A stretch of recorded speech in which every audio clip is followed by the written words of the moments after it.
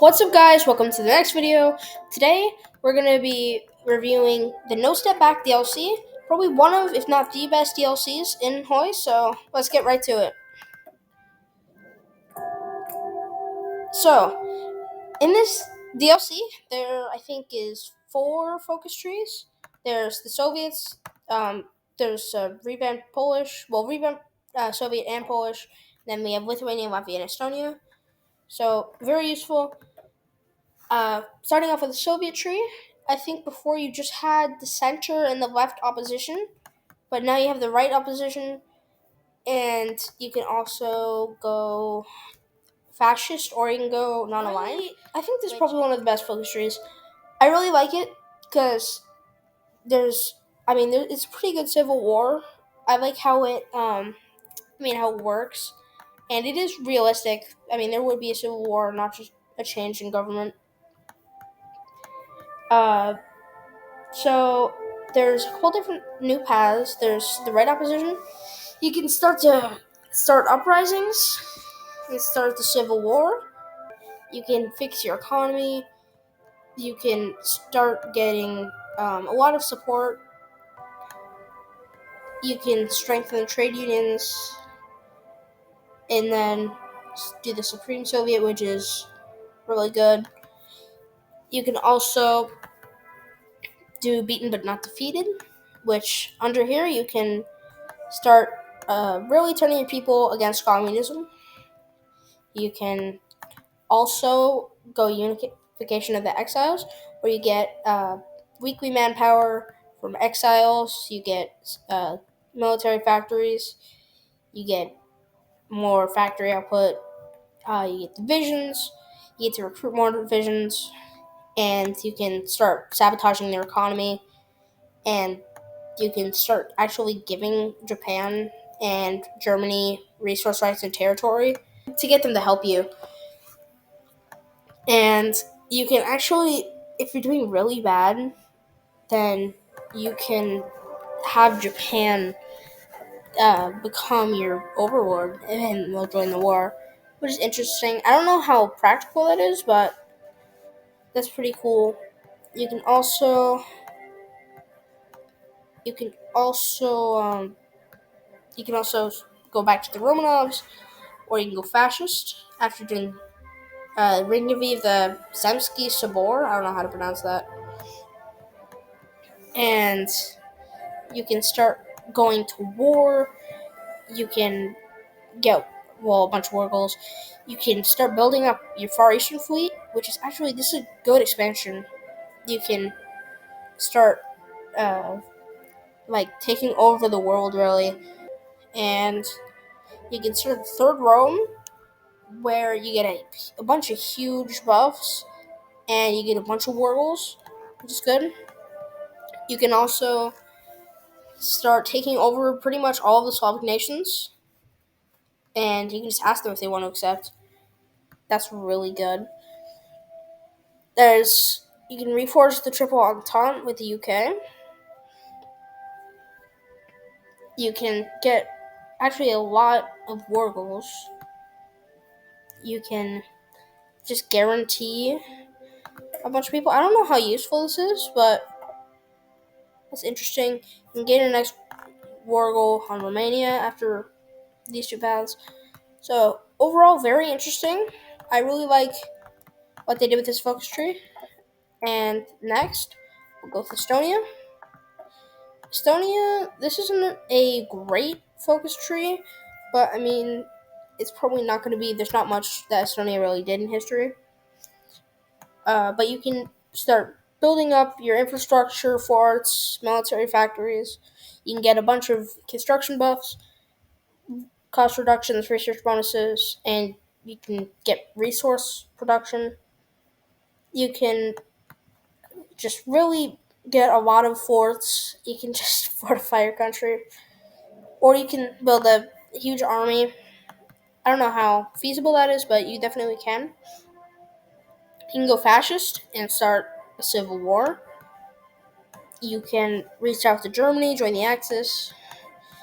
You can form an alliance with Finland, or you can actually start a union with Finland, which is really cool, I think. And if you do that, then you can gain cores on all of Finland.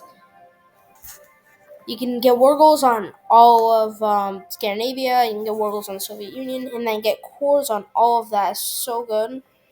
Um,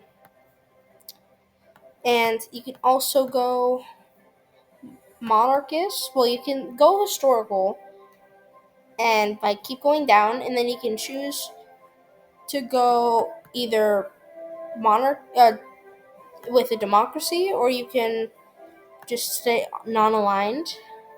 There's no monarchy. That's Lithuania. Yeah, and if you stay non-aligned, you can start forming alliances with the Baltics. You can have an alliance with the Nordic countries. If you're democratic, you can also do this, and you can actually get a lot of. You can get an ex-country war goals, or you can start uh, buffing the other countries and of the Baltics. And you can also go communist. You can have the Soviets help you and become a Soviet puppet after the Civil War, or you can be an independent communist state, and you can actually get ready to fight a war with Germany. You can end the Baltics. You can gain cores on all of them. It's actually very good. Actually, you can start invading the Finns, the Danes, Swedes, and even the Poles. And the same industry branch. There's also Latvia. I think this one's actually pretty interesting. Um, you can go communist. I'm pretty sure this is the exact same thing. I'm pretty sure this is the same thing, so I'm not gonna do that again. You can go fascist, or you can go democratic, and you can align with Germany. You can be alone, or I guess you can try and fight the Germans. I don't know how successful that'll go, but you can try. And yeah, you can gain cores on all the states, or you can try to form Ostland if you're with Germany, and you can actually gain cores on like a lot of the Soviet Union, some of Poland, all of Estonia and Lithuania. So that's pretty good. You can also, it looks like, get a lot of war goals. And yeah, with the Democratic, there's actually not very much to do. Um, looks like there's actually might be another Democratic path, so I guess there's two. That's interesting.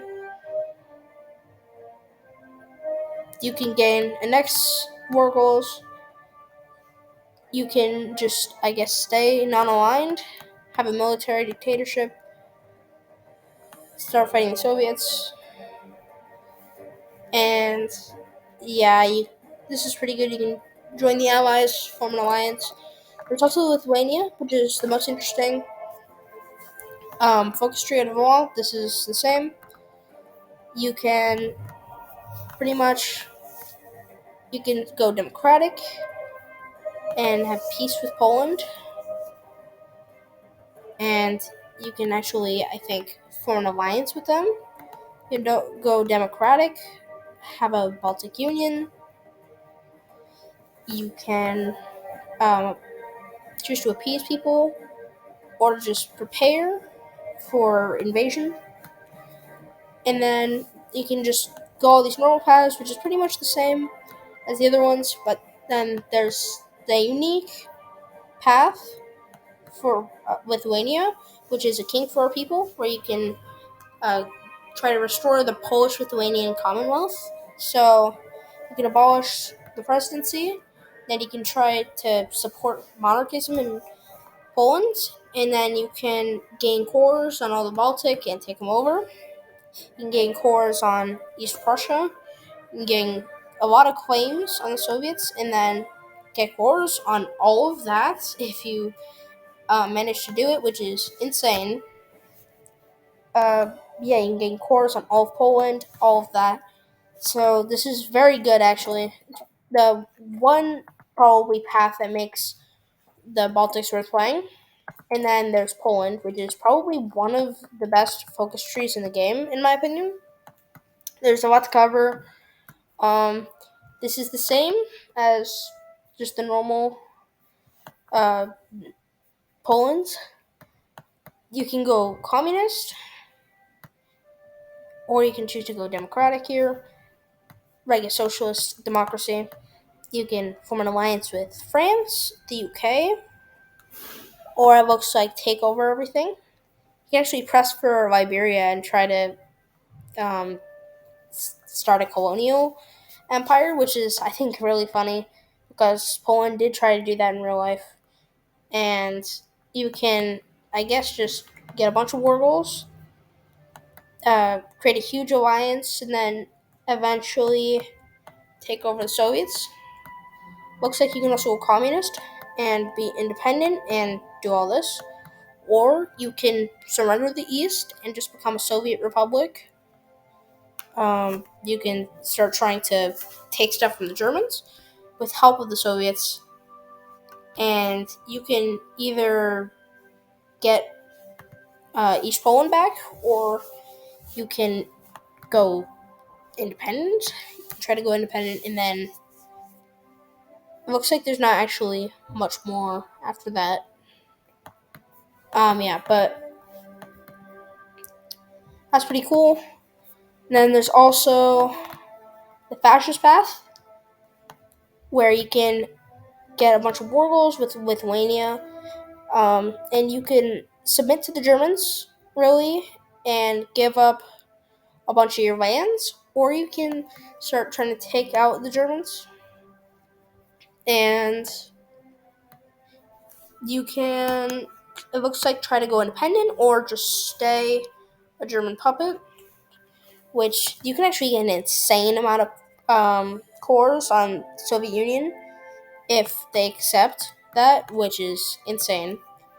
Even though you're a puppet, which makes it actually one of the only interesting paths in the game where you just surrender everything. And then the one that I've been ignoring, of course, we have the monarchy. You can ally with the Kaiser. You can, there's, well, I guess five different paths, but one's hidden. First, there's the Cossack King, where you can actually go fascist, and it's like a fascist monarchy, I guess. You can start taking over the Baltics. You can demand Slovakia, and then you can align with the Germans and then do all of this.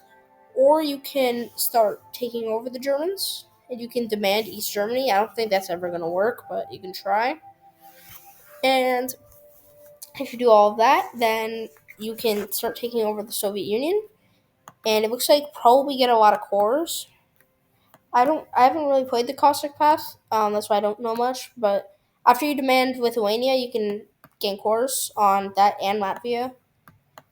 You can also claim to be the Commonwealth, and you can support monarchism with Lithuania, claim Livonia, seize East Prussia, and then gain cores. Pretty much the same as the Lithuania focus tree. There's also the Hohenzollern, where you can seek internal Romanian support, monarchist militants, and gain cores in all of Romania, which is really good. And then after that, you can either join the Allies, or you can demand Slovakia and then try and form a personal union with Hungary. You can also go Habsburg, and you can gain cores on all of Czechoslovakia after integrating them. You can pressure Hungary into reinstating Otto von Habsburg. You can form an alliance with them.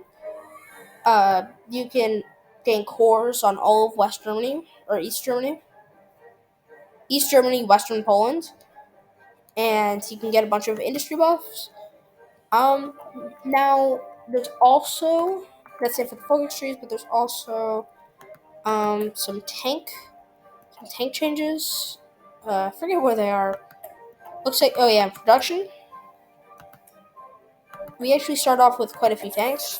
So once we have our tanks, we can edit them here. We can add special features like radios. You can add cannons, turrets, the different suspension, armor type. So it's very cool. You can customize your tanks however you want them to be, and just build your perfect tank. And you can increase all the stuff about your tanks, which I think is pretty cool. And there's also where I'll rate the focus trees. So for the Soviet Union, probably a 9 out of 10. Probably a 9 out of 10. Uh, I really like this focus tree. For Estonia, probably like a 5 out of 10. Not that great. Latvia, probably like an 8 out of 10. Lithuania, like a 9 out of 10 again, and then Poland 10 out of 10. So this is honestly overall 10 out of 10 mod. First mod you should get. Um, if you enjoyed this today's video, make sure to like and subscribe. Thank you for watching, and bye.